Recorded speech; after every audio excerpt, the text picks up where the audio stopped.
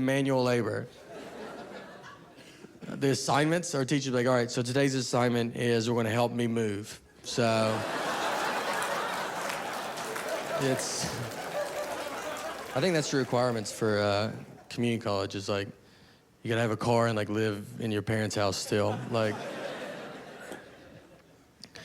or your kids move out of your house. Like, that's the other thing. Like, kids, like, it's just in remedial, too. It's like, I'm just with old people that are like, you know, I don't know. They're like, you're mad at them because they're asking all these questions. You're like, quit asking questions, all right? I'm trying to do what you did when you were 18. So don't come ruin it for me. I fall for a lot of stuff. I really do. Like, I worry about, you know, catfish, like getting catfish. Do you know that? That's another MTV show. I like what MTV's doing right now.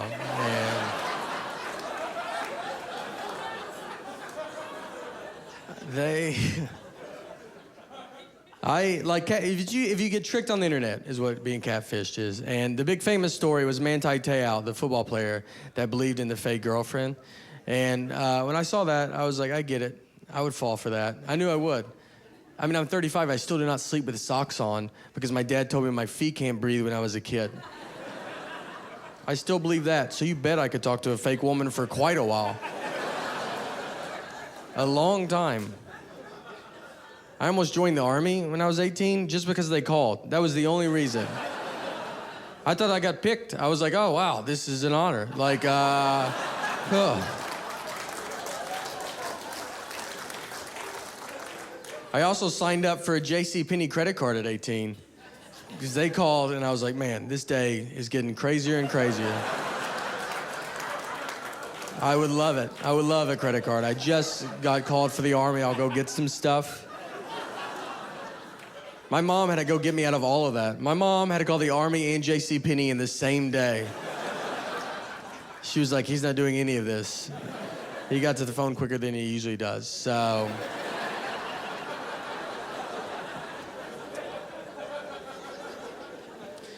Just so you know, the Penney credit card was the tougher to get out of. If you want to know it all. I'm pretty dumb. I tell people I'm dumb. I'm like, hey, I'm dumb. But no one goes like, okay. They're just always like, I bet you're not dumb. And you're like, well, I'm trying to help you out here. We're about to have a conversation, so I'm just trying to give you a heads up. Here's a story. I can prove it. If I need it, like, I prove it. Like, everybody's like, no, we don't need proof. Here's my proof. Is when I was 15, my first job was in Nashville. It was at Opryland Theme Park. We used to have an amusement park.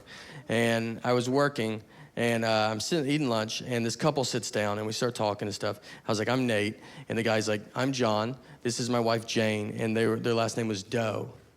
So it was John and Jane Doe. And I was just like, that's the craziest thing. Like, what are the odds of that, you know? Like, that's so crazy. Couldn't believe it.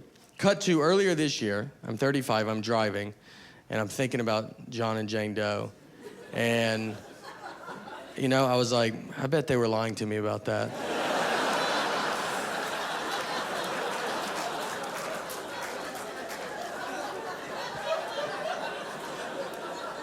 That's how long it took, 20 years, for me to catch on to a joke they wouldn't remember saying. I don't think they would remember it. They'd be like, maybe we did that? Well, it worked. It worked so good. I tried to Google them, because I was like, maybe they're not lying, you know? I'll find them and go talk to them. But I'm sad to report they were murdered. Yeah, it's not good. You know?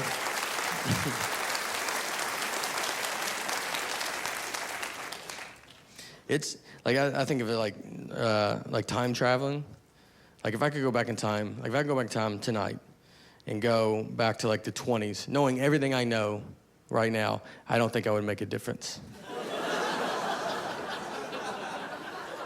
I don't think you guys would even hear about it. I don't think you would. I just don't, like, because I don't have anything to get, you know. Like, I would go back, and I would see, like, some guy on an old phone, and I'd be like, hey, eventually they have phones you, like, carry in your pocket. And they're like, yes, like, how do they do it? I'm like, I mean, I don't know how they do it.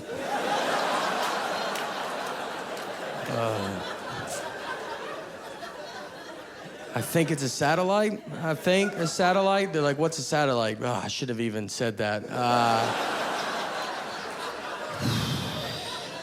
It's like metal. Metal's got to go pretty high in the air. I don't know if you guys are doing it. I don't even know if I could prove I'm from the future. I don't even think I could. I think I would just get stuck, because they would want something, like, who's the next president? Oh, boy. Abraham Lincoln, you guys are going to love him. He's really good. They just think I'm from the past. That's what they would like. It would just look like, they don't have to get a regular job. I would just have to, like, wait tables or something in the 20s. I would go back in time and do worse than I'm doing right now.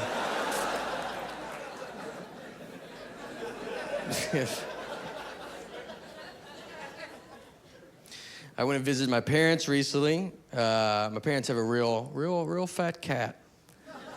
It's real fat. People point it out, you know? They walk in, they're like, man, that cat's fat. And it feels rude, you know? Like, he doesn't speak English, but we do, so maybe don't say that. And they're just, you know, they're like, what are y'all feeding this cat? You're like, whatever you feed a cat, dude. I don't, like normal cat food stuff. We pour a bowl. He eats it. Like, if he eats 8 birds outside, he doesn't tell us. You know? He's not like, oh, I ate out tonight, I'm good.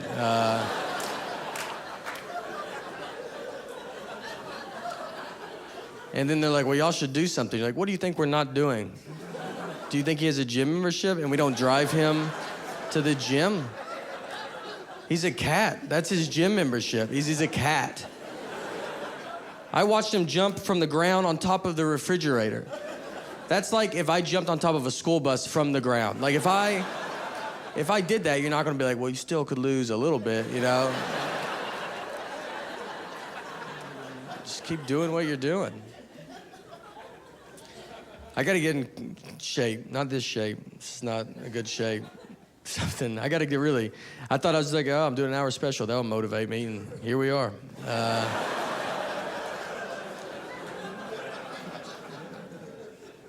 I tell people I gotta get back in shape. I've never been in shape, you know? Like most people, like if I can get back to my 20s, I would have to go back to 7. If I could get back to when I was 7, I was just killing it.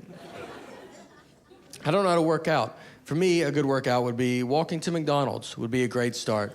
You know, maybe stand up and eat it, see if that does something. My friends like want to go lift weights, and they're like, let's lift weights. And I'm like, I don't want to get like too big, you know? That's how far I go. Like, and they're like, well, let's just drive by and see what happens. If you start ballooning up, we'll leave immediately. I ordered the P90X videos.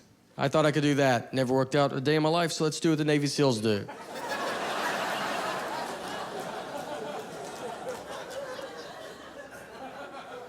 You know why I ordered it? Because in the commercial, you know they have like a before body and after body?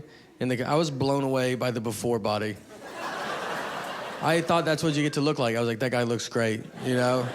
I would love to look like him. Then I saw the after body. I was like, does the before body guy have a DVD? Because that guy seems more my speed, you know? What did he do to get to that? And I'll just do that. I signed up for a mixed martial arts class. I made it one day. That's all. It was off of Groupon. The Groupon was like mixed martial arts training. It should have said like, hey, do you want to fight a guy you don't know in a room? Because that's what it was. I just go in there. I don't know how to fight. And that's what they do. They just pair me up with some 16-year-old kid that wants to fight for a living and wasn't raised by human people. And they're like, why don't y'all just go at it? And I was like, I think it's because we have different goals. Maybe that's why we should not go at it. I believe he is training for the Hunger Games. I just want you not to be able to see my nipples through my shirt. So let's do levels, you know? If someone gave me an Under Armour shirt to wear, have you ever wore one of those? It's like skin tight. It just shows the worst parts of your body. I look better without a shirt on than with that shirt on. You know in plastic surgery how they draw markers on you? They should just put you in that shirt and be like, obviously you can see we're gonna go after it.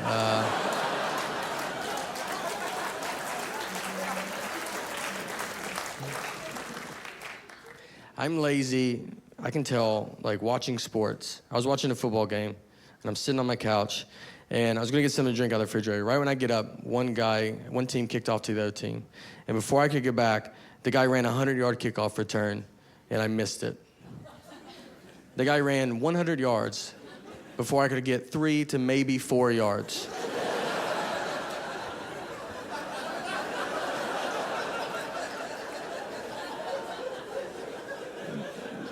That guy also had 11 people really trying not to let him run 100 yards. I didn't even have an ottoman in my way. It was wide open.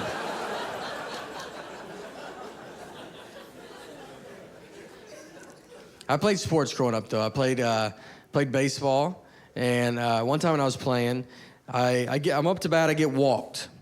So I go, I take my base, I get to first base, I turn and I look. The catcher was still holding the ball. And he wasn't, he's staring at me, almost like he's daring me to run. But why don't you see if you can go? I don't think you can go.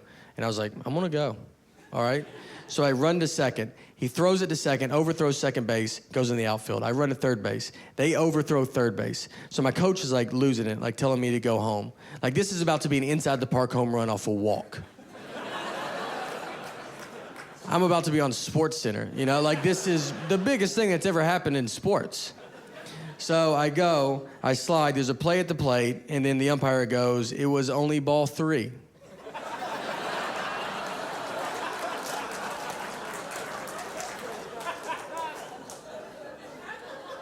So I have to now get up, I'm dirty, for no reason apparently. I'm out of breath. I gotta pick my bat up exactly where I left it. It's now 3 balls, 2 strikes. Next pitch, immediately strike out. Immediately strike out. The umpire goes, now you can go.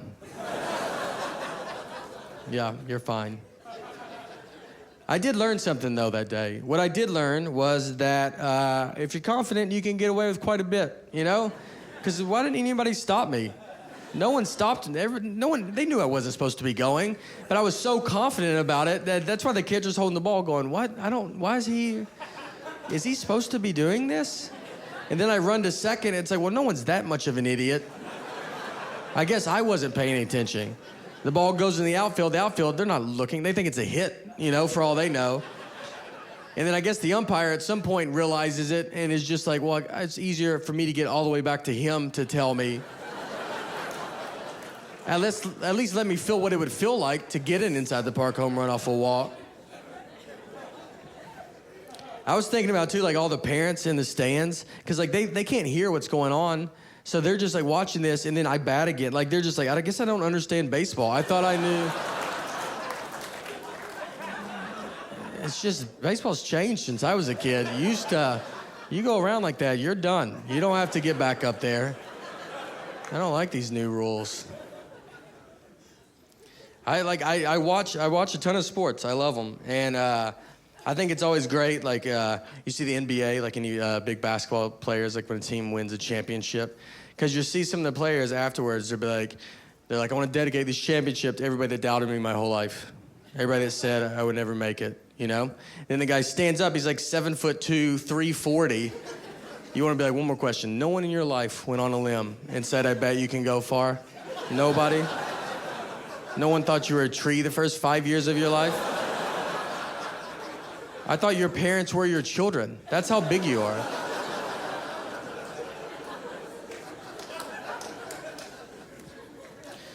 A lot of times when athletes retire, they can do motivational speaking too. So one type of athlete that you can hire is guys that have climbed Mount Everest. And they go and like talk to like businesses to like motivate them because it's relatable. That's like